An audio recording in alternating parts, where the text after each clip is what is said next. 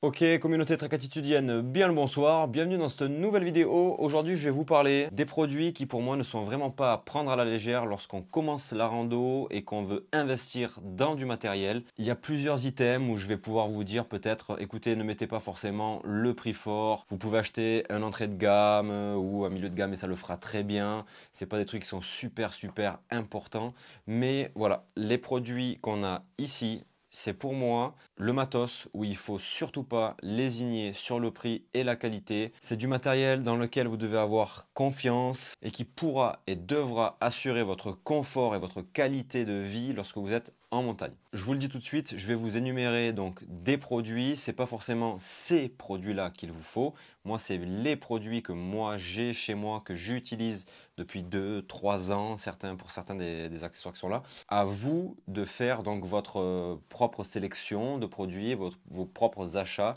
personnels en rapport avec vos activités. Donc pour moi, il y a 5 produits à ne pas négliger lorsqu'on commence la randonnée. Pour les personnes donc qui peuvent faire des retours d'expérience sur les produits que j'ai présentés, en commentaire, n'hésitez pas, comme ça pourra aider toutes les personnes qui commencent et comme ça fera des produits supplémentaires à proposer pour les personnes qui débutent. On va commencer par on va dire l'article principal, l'article premier qui va devoir être bien choisi avec tout ce qu'il faut, c'est donc le sac à dos. Vous ne pouvez pas partir en randonnée, c'est vraiment l'accessoire principal. C'est comme quand vous jouez au foot, il faut des crampons et un ballon.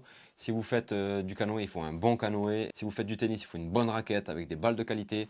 Là, quand vous faites de la randonnée, il va vous falloir un bon sac à dos qui correspond bien à vos activités et qui vous correspond parfaitement. Si vous faites des randonnées de longue distance, donc des treks vraiment de longue distance, plus d'une semaine, un mois, 6 mois, j'estime qu'il ne faut pas partir avec un sac trop gros, un sac avec un mauvais confort de bretelles, mauvais confort de portage, avec très peu de réglages, etc., où on peut vraiment l'adapter à sa morphologie. Ne négligez surtout pas, quand vous achetez un sac à dos, la taille du sac à dos. Il y a souvent des tailles constructeurs, il y a S ou alors SM, ML, LXL. Ne choisissez pas un sac à dos au hasard. Si vous avez la possibilité d'essayer les sacs à dos en magasin, c'est que mieux.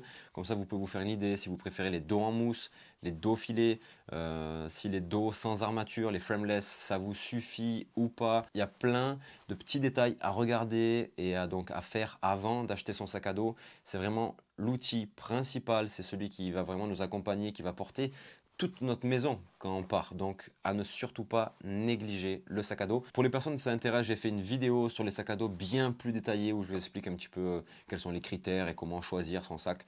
Donc voilà, si ça vous intéresse, je vous le mets juste en fiche. Deuxièmement, c'est pour moi, je crois, le truc le plus important. Je crois que c'est encore plus important que le sac parce que sans ça, vous ne pouvez pas avancer.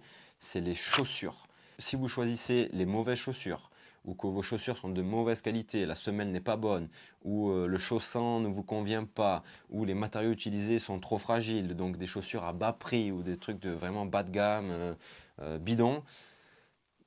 Les chaussures, les gars, c'est ce qui va vous permettre d'avancer. Si vous avez de mauvaises chaussures, que vous partez en montagne, qu'elles ne vous conviennent pas, que je prends l'exemple, par exemple, de quelqu'un qui sait qu'il transpire beaucoup des pieds, qui prend des chaussures en Gore-Tex, qui va se taper de la pluie, ou alors qui va mal les serrer, ne pas savoir comment on serre ses chaussures, on lasse ses chaussures, qui a pris des chaussures qui ne sont pas du tout adaptées à l'activité qu'il va faire. Ça va lui créer des ampoules au talon, sous le pied. Si par exemple une personne, il lui faut des semelles, mais qui ne prend pas de semelles dans ses chaussures, que la semelle des chaussures standard qui est vendue avec la paire ne lui convient pas. Il y a plein de facteurs qui peuvent faire que vos chaussures ne vous correspondent pas ou ne soient pas du tout adaptées à ce que vous allez faire. Ou alors c'est vraiment des chaussures bas de gamme qui vont se brûler en 1 semaine, 2 semaines. Vous allez avoir des soucis, les membranes vont craquer ou la semelle va commencer déjà à se ronger ou les lacets vont casser ou je dis n'importe quoi. Je pense que c'est vraiment un item où il ne faut surtout pas lésigner sur le produit. Ne négligez pas les chaussures. Ensuite, troisième item à ne surtout pas négliger, c'est la tente. À titre de comparaison, on va comparer la tente à son chez-soi. Qui s'est déjà senti mal dans un lieu, dans une maison, dans un appartement? Est-ce que c'est agréable? Non. Il faut que lorsque vous choisissez votre tente, vous vous sentez bien à l'intérieur, ce soit une tente qui est en adéquation avec ce que vous allez faire. Ne prenez pas une tente qui fait 3 kg pour faire de la longue distance. Ça va être lourd, ça va être encombrant. Au bout d'un moment, vous allez voir, ça va vous gonfler d'avoir vraiment un monstre là à porter sur le sac à dos. Avant de faire cet achat-là, c'est vraiment un achat très important. Avant d'acheter la tente avec laquelle vous allez partir, réfléchissez bien à ce que vous voulez. Est-ce que vous voulez vous retrouver dans une tente tunnel où vous pouvez que vous allonger dedans, pas vous asseoir, qu'il y aura votre toile de tente qui sera vraiment très proche de vous, mais du coup que ça sera un poil plus petit, compact dans votre sac. Est-ce que vous préférez quelque chose de plus gros mais de plus lourd, 2 places pour une personne ou 3 places pour 2 personnes, etc., etc. Réfléchissez bien à tout ça. Est-ce que vous voulez une autoportante, une double paroi, une monoparoi? Alors moi je vais vous donner donc ma façon de réfléchir et de faire mes choix pour au niveau de la tente. Moi, je voulais quelque chose qui soit spacieux, où je puisse être assis dedans, que si je me retrouve sous la pluie, ben, je puisse la monter sans que l'eau rentre à l'intérieur. Donc, monoparoi, ça c'est du Dyneema, donc ça imprègne pas l'eau, ça pompe pas l'eau comme le nylon. Donc ça aussi, c'était un choix de ma part, le choix de matériaux. Voilà, je voulais quelque chose qui soit simple à monter, rapide, super léger. Après, voilà, ça coûte cher. Ben, j'ai dû économiser un petit peu avant de pouvoir me la payer. Mais voilà, là, ça fait 2 ans que je l'ai, c'est génial. Pour ce qui est de la place, 2 places, maintenant, je vais passer à quelque chose de un peu plus juste au niveau de la surface intérieure. Je pense que cet été, je partirai sur une tente, une personne. C'est toujours dans cette démarche de gagner un petit peu plus de poids à chaque fois, mais c'est un confort royal. Ça a été un produit qu'il a fallu que je réfléchisse, que je regarde plein de modèles pour au final rester sur celui-là, mais voilà, c'est vraiment pas à prendre à la légère non plus, l'attente. Je vous cite pas forcément de nom, de modèle, de marque, tout simplement parce que là je suis pas en train de vous parler de mes produits, de vous faire un retour d'expérience sur tel produit. Je vous ai fait une vidéo de toutes les erreurs à éviter quand on commence la randonnée. Regardez cette vidéo et après revenez voir cette vidéo d'un autre angle. Vous comprendrez un petit peu mieux pourquoi je vous dis ça.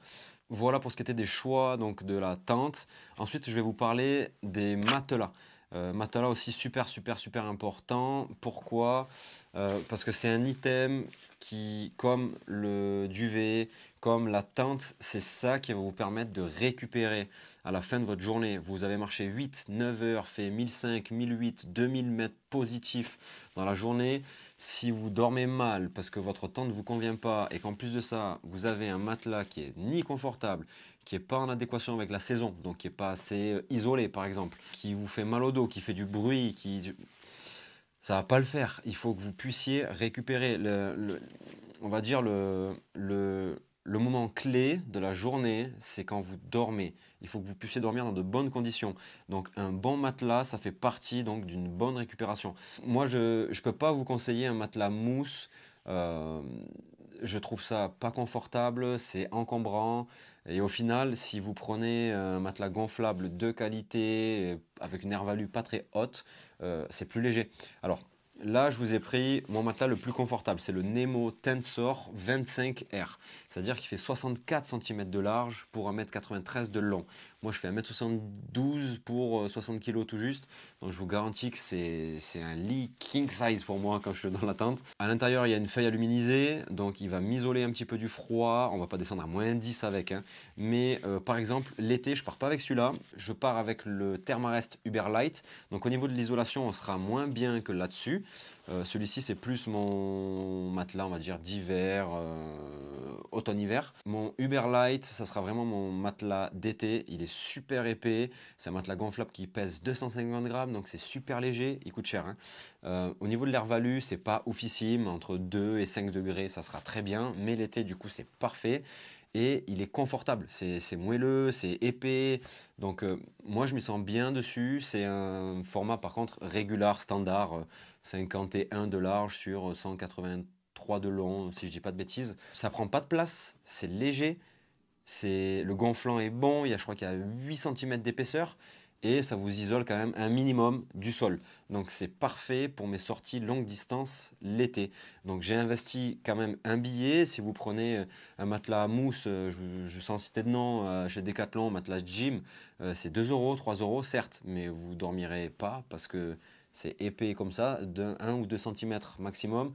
Vous allez avoir mal aux hanches, mal aux épaules. C'est super pas confort, ça vous isole pas. Voilà, je critique pas ces trucs, mais Non. Voilà, là vous vous rendez compte, vous avez un truc, regardez comme c'est petit.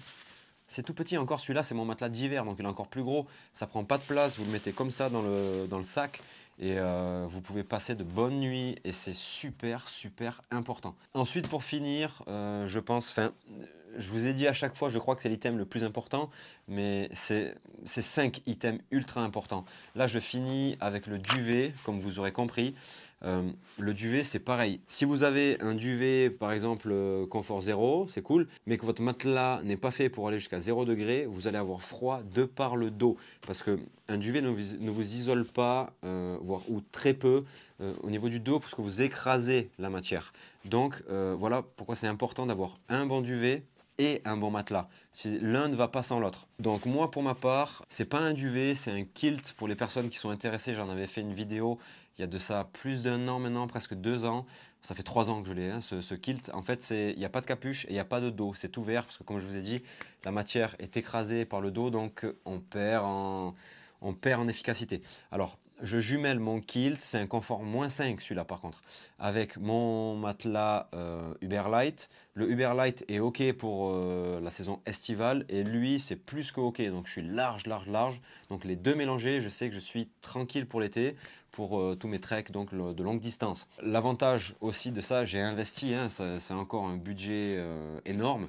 Pour vous qui commencez, ça peut vous paraître ouf, mais c'est 400 et quelques euros. Ça pèse 680 grammes pour un confort -5. C'est dans une poche 8 litres. Là, vous voyez, il n'est même pas compressé. Il est plein d'air encore. Je peux le compresser encore pas de moitié, mais presque. Donc ça prend pas de place dans le sac. C'est léger. Ça tient super chaud. C'est super confortable parce que du coup, ça vous couvre bien comme si c'était une couverture. Je peux l'ouvrir en couverture ou alors je peux fermer les pieds. Donc voilà, c'est du confort, c'est pratique, c'est léger. Et ça tient chaud. Voilà un peu toutes les nécessités et les besoins vraiment importants à ne vraiment pas négliger. Je l'ai dit 100 fois, à ne pas négliger. C'est bien parce qu'il ne faut pas négliger ces 5 items. Donc je répète, le duvet, le matelas, la tente. Ça, c'est les 3 items ultra importants pour la récupération le soir, la nuit. Ces 3 items à ne surtout pas négliger. Il faut vraiment bien faire ses choix, demander des conseils, regarder des vidéos, etc., etc. Et ensuite, on va dire les éléments les plus importants la journée, c'est lorsque vous êtes en mouvement, c'est vos chaussures et votre sac à dos. Une vidéo que je tenais à faire après toutes les petites vidéos que je vous ai fait pour vous les débutants. Maintenant, c'était important de clarifier bien les choses. Qu'est-ce qu'il faut ne surtout pas négliger? Je vous parle quand même de temps en temps de matériel à petit prix pour vous qui débutez, pour pas trop vous brûler, pour pas trop cramer votre budget.